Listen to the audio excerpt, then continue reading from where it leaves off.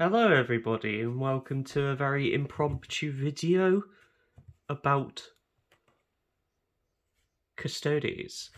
So this year I have decided to sort of start a series called The Road to the London GT. I tried to go last year, had a panic attack and then didn't end up attending, so that was fun. However, this year I've had a lot of support from various sources, and we are sort of going to have a bit of an adventure. And I thought I'd start by doing a video before every single sort of event I go to on the road to the GT, hence the name, and sort of analyse my list, sort of show off what I'm thinking with the actual models in front of me, because right now I cannot do any battle reports due to my space not really being appropriate. Perks of living at your parents' house, I suppose. So you will have to also excuse my little setup here. I am in my study with my laptop in front of me and my list on the screen. There isn't really any better way for me to do this. I can't take everything off of this table, but better than my table upstairs where we have all of my shit on it from painting. So this is also doubling as showing off my Custodes for the first time. They were gloriously painted up for me by James from March of War. Check him out. I will leave a link in the description. He does both the bases that these come on. He molds them and prints them? No, these are resin bases. He molds them and does all of that himself, and they are absolutely fantastic. You'll see them on DZTV and possibly out in the wild because they are just that good. But he also printed me this entire army. I challenged him, sort of, to print and paint me a 2,000 point Custodes force before his own GT that he's running, which is kind of hilarious. And he, to be fair to him, he did it. I did not give him any sort of base standard. I said, I want, aside from tabletop ready, I said, I want them tabletop ready. How quick can you do them? He said, give me X amount of time. And he did it before then. He's really good at time management, which is more than can be said for me, which is why it's taken me almost 8 months to get another video out. I best try and return to that podcast format soon. Lots to think about. But first, we have the models that are in the army. So I'm going to be going from my box of Custodes that he has given me, this entire box. I did pay for this, by the way. This is not sponsored. He has received monetary money for this instead. I'm just a happy customer overall, both with the bases that he produces and with the painting. There, I will be talking critically a bit about the painting, because it's not perfect, and I never wanted it to be. I just wanted it to be done because I hate painting this armor. I hate painting armor, which is weird because I'm currently painting up Black Templars, if you have been looking at my Instagram. But that is a challenge for myself, but it's not competitive yet. So, first of all, I am going to go through the HQs. I know there's 3 custodians, but Alaris custodians, but right now I am just using these. And I am using one of these as well, but that'll come over. I'll come over what I'm thinking with that later on in the video after the troops, which are basic, but you know, it's best to talk about them. So, we have Constantine Valdor. I know it's not Trajan, but I hate Trajan's model. Trajan's model looks like arse, in my opinion, and I just like how more imposing Constantine is. I mean, he's pretty much the exact same model. He was the exact same function during the Horus Heresy. Now, you can see that we have gone for a very, very nice and very, very shiny colour shifters. I'm not too sure how well that's going to come out on camera on this model. I've got some better models to show that show it off a lot better. But, love it. So, obviously, he's the warlord of the army. He has to be because he is the captain general. He has champion of the Imperium. You'll hear me like clicking a mouse and all that kind of stuff because I'm unprepared as all hell. He has Captain General, so he has to be the Warlord, but he gets 2 Warlord traits, and he gives a additional CP, which is lovely. But his first one is Champion of the Imperium, so he gets to heroically intervene 6 inches rather than 3, and he can whenever he makes an attack, just an attack, not a melee attack or a ranged attack, he can reroll the hit roll, which is really useful because he's no longer affected by his own aura. I mean, he doesn't get his reroll wounds, but I'll be honest, I'll take whatever I can get at this point for any things like that. And the second one is Master of Martial Strategy. So it's the 5 point... 5 point? No. 5 plus command point refund farm, as well as being able to, I think it's rearrange the order of your katars, your primary, secondary, and tertiary ones, as long as you don't select the same one to go twice. So, realistically, sometimes it comes up, in my opinion, but I've not actually used it too much yet. So yeah. So he does obviously have his reroll ones aura of both hit and wound because I mean he's a High Lord of Terror, like he should be really good. And then he has his Moment Shackle. So it's the fight again at the end of the fight phase. Take down a saving throw to 0, damage to 0 on an unsaved attack. And now I'm going to have to pause because that is a phone call. 1 moment. Right, now that's sorted. Yes, so he makes the damage of one attack 0, which I have used a lot, and it has saved him so many times from my mistakes. And he can interrupt as well for free, which is pretty insane. So he's just a beast. He's an auto-include at 160 points. Honestly, ridiculous. So let's get him out of the frame, because let's move on to this Spelake, who is acting currently as my Alaris captain. He is my little sort of assassin, you could say. So he has the Praetorian Plate, which did get FAQ'd to mean that when he does jump into combat, he is heroically intervening. A lot of people are using that as a way as the wording to not think that he was, but honestly, it was intended to be a heroic intervention. So, I always played it like that when I was testing. So it still was good, honestly. He's solid.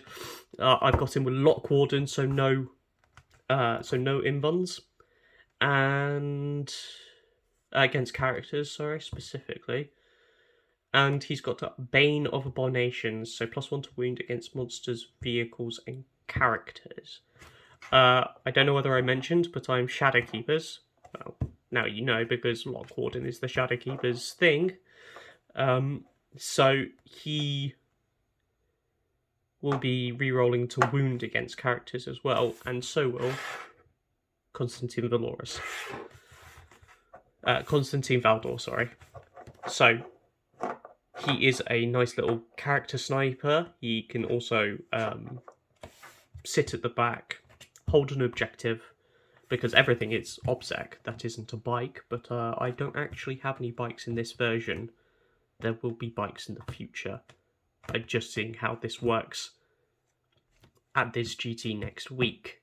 So he just sits at the back, jumps up onto when something's either in trouble, whatever constitutes in trouble for a custodian, and slaps it until it dies.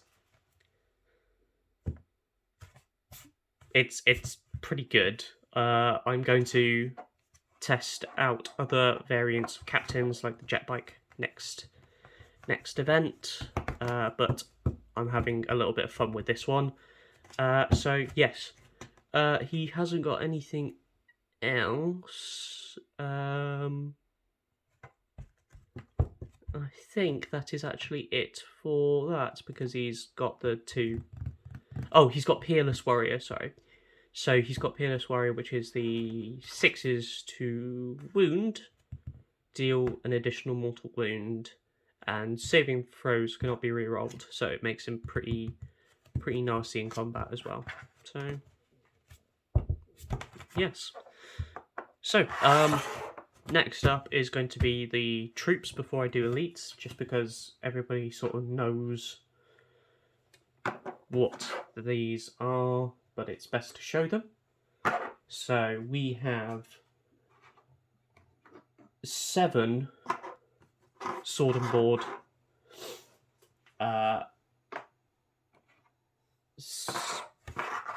guard, so a unit of 4 and then a unit of 3. You're going to see my hands a lot, so not sorry. That's that, and the final one. This is totally not going to be very professional. I'm not particularly bothered, to be honest, so deal with it.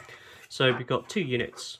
We've got a unit of 4 and a unit of 3. They can't have any other upgrades, realistically, because this isn't Heresy, and they're already really solid. And then we've got the unit of, just a unit of 3.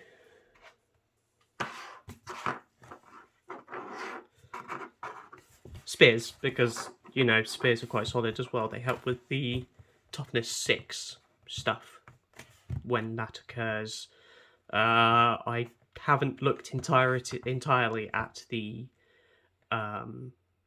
Tyrannid Codex that was leaked, but they have lots of sort of like toughness 6 stuff, so that'll come up, I believe.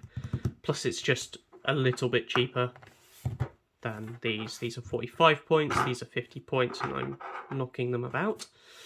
So, honestly, there's not much to say about these. This is going to take a second to get out of the way, so I am just going to jump to the elites.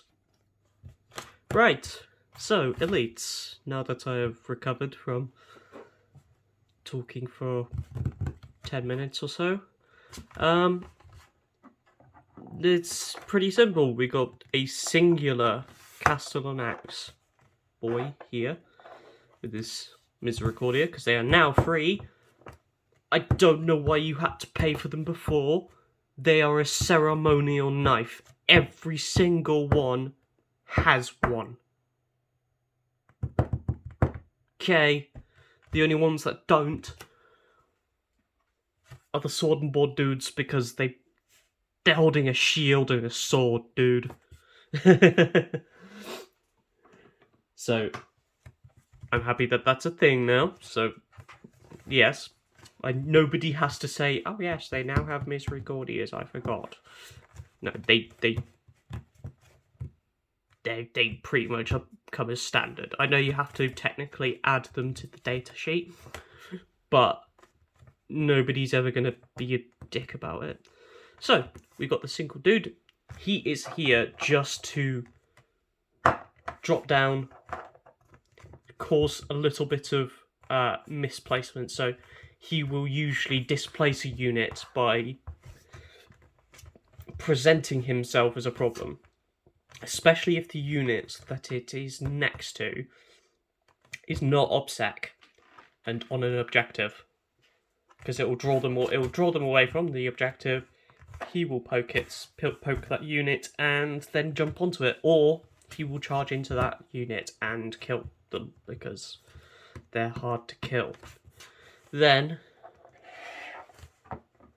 the meat and potatoes of my list, realistically, are the 4 vehicles. We'll come to the other 2, but these. So these 2 are Achilles Dreadnoughts. One has Eternal Penitent. I'm going to need to find a way to mark it, because the difference between the 2 is the one's got a different leg forward. That's literally it. So I need to find a way to mark them. I will probably, for now, have to mark underneath, like a savage. Eventually I'll be nameplating most of these like Quipster has, because I'm a nerd. That was a weird... Yes. So, they are equipped with Lasstrom... Sorry about that. They are equipped with Lasstrom bolt launchers, I believe they are called. Lasstrom storm bolters, sorry. So those are rapid fire 2 strength 5 -1/1 damage storm bolters. They're pretty good. They're good at horde getting rid ofs, whilst also being, at the same time, quite punchy and anti-tanky. So they've got the Las Pulsar. I believe it's called a Corvidae Las Pulsar on the actual shaft of the spear, which is a 2-shot, strength 8 -2/3 damage gun. But the real big thing is that they are nails in combat. So, the movement 9, which is already ridiculous for a Contemptor Dread, that also means that they got the 5-up invuln and the subtract 1 from damage and the 6+ feel no pain. Like, bloody awesome. But 5 attacks, 6 for the Eternal Penitent for one of these. At strength 14, -3, D3 + 3 damage. That's gonna kill pretty much anything that it touches. Like, might not kill Mortarion. But who's bringing Mortarion? Realistically, he's like a 400 to 500 point sink. I say that when I've got a 300 point sink right in that box. However, these 2 are such good distraction card effects. People are so afraid to have to deal with them, so they go all in to try and kill them, whilst everything else in the list stops them, because there's literally nothing to... There's literally just bodies now. And fast-moving stuff, which we will get to, but they're not bikes. That might be a giveaway as to what they are. Anyway, so they're tough, they hit hard. It's just what you'd expect from a Custodian Contemptor. So I'm gonna get these out of the way. Where's this boy? Just to say, I did get him to make me a 3rd Terminator. I knocked over the one of them. I did get him to make me a 3rd Terminator. That's just because I didn't want to have just 2 random Terminators and not 3, so I could play them in more casual games as a 3-man unit. I say casual games with Custodes, but you know what I mean. So, anyway. Ta-da! This is my fast-moving stuff. We have 6 Venetarian units of 3. They have the Lances because the melee punch is still necessary, and they have just as good shooting. I know they're not auric weapons, but neither are the Tarsus bucklers. So, and that's a minor thing, realistically, in my opinion. It's just minor. They are there to move about, they are there to jump from place to place and be really annoying. They've got a 3-up save, but that's because they move like 12. Yeah, they move 12. Their strength 6 minus 3, 2 damage, and they have 4 attacks each because of the lance. The lance gives an extra attack. The lance in shooting is assault 2, strength 6, minus 2, 2 damage. So it's even better than these, but at a shorter range. So I'm testing them. They have been a lot of fun. They have done a lot of work for me. It's just hard. They can deep strike as standard. You don't have to from Golden Light they come. They're only 5 points more than the Sword and Board, which is rather appealing to have a fast unit that's only 165 points. Also, that's actually really annoying me now. I have found out that I didn't magnetize these properly. I say James didn't magnetize them flat. I'm sorry, James, I didn't mean to be mean like that. It's okay. Anyway, so I really like this unit. I don't think they're better than bikes, but point for point, they are just as annoying to deal with because they will be jumping around and they are harder to see-ish. They are jumping on some high rocks. You know, I think that they are a viable option. I'm waiting to see what I can do with them before I jump onto the whole bike meta gaming thing that people like to do. Plus, they're just really cool models. I will note, on all of these 3D printed versions, their weapons do look a little bit pathetic. That's more of the person who made the sculpts than James's fault. Let's actually get a bit of autofocus on that. So they look a little strange, but honestly, I wanted them quick.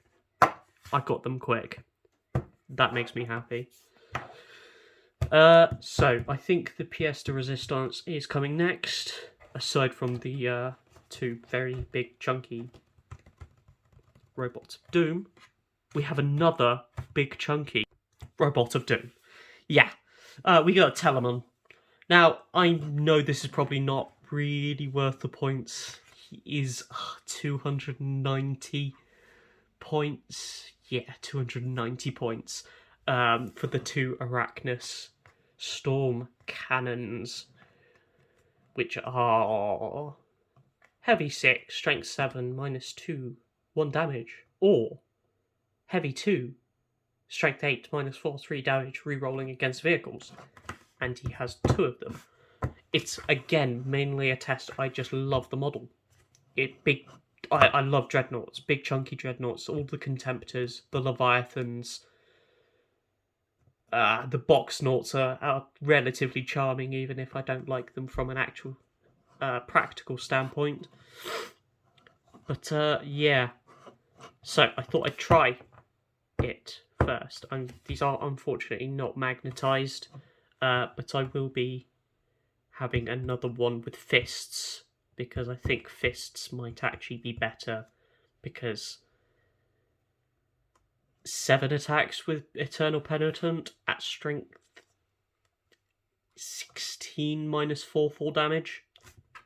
I rate that quite a lot.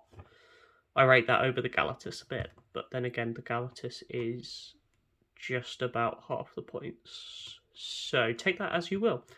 I am done. So don't take what I say as gospel, obviously.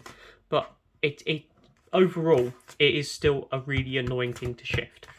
It's a toughness 8 body with 14 wounds and a 4 up save with a 6 up feel no pain, and again subtract 1 from the damage.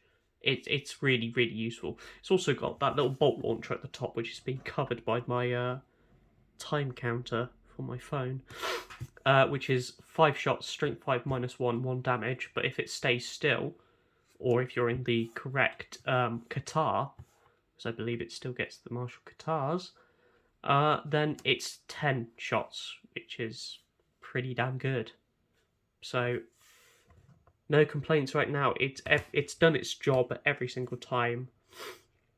I think it got killed once, but it put up a fight quite heavily and took waves upon waves of Death Watch to actually kill it, which was quite funny. So we've got one more model. One more. I believe this is 28 models. Or 27, not including one of the Terminators.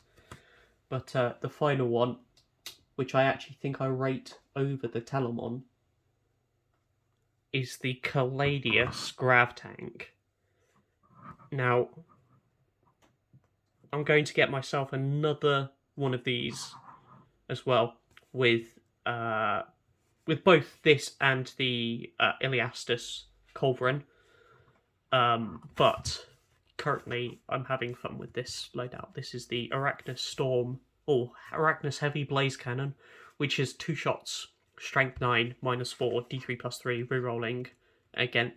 rerolling wounds against vehicles. Now, it does degrade, it's got 14 wounds and it's toughness 7, and it's only got a 3-up save. But still got its 5-up in button, so it also flies and moves 14 inches. I think this, having 2 of these, is probably going to be better than having this. So, in a future update, I will more than likely have 2 of these alongside the 2 Dreadnoughts, because I think that is probably going to be the best way to go. It's also a fantastic model. I really like this model. Like, it's so sleek and it's so cool. But yes, that's not attached. So luckily, I can get myself another turret and do that. It also has the Lastrum Bolt Cannon, which is a strength 6 version of what the Dreadnoughts have on their wrists, and -2 as well. It's pretty useful. I think this is probably going to be the way to go, but I thought I'd try something a little bit out of the wall to actually start this. It's a small GT, so it's not like I'm going to be wasting a lot just to go there and do stuff. It's going to be a good tester for me, I think. And then afterwards, I'm going to be running at James again with some more requests. Sorry, buddy. So yeah, let's just bring my favourite models back in, just for my little closing statement and a bit of an update in general. So I've had a little bit of a difficult time trying to think of ways to make videos. I've been wanting to do battle reports for a while. However, they've not been easy to do. I have attempted to do some, but the space that I have had at home is not very appropriate. I either get disturbed, which is not really the fault of my parents, it's just the nature of how we live right now. And even then, the actual space we have doesn't accommodate a 6x4, which is how I prefer to play my games. I have all of the terrain. I had a very, very kind sponsor of an event in GameMap.eu, in which I will be sort of advertising every so often, especially when I use their products in a video. And so I'm set up there. It's just space space is all that's needed. I'm really looking forward to the future when I can actually potentially do that kind of stuff. I'm just going to have to try and find a way to actually get it going. Especially as I have some armies prepared. So I might end up doing some small solo hammer, little incursion games and things here and there. But for now, I'm going to try and get back on that podcast game. I'm going to try and get back on doing these types of videos, and hopefully you will enjoy them enough to subscribe. Please. Here at Dice and Daggers, I'm trying to actually make this a full-on thing.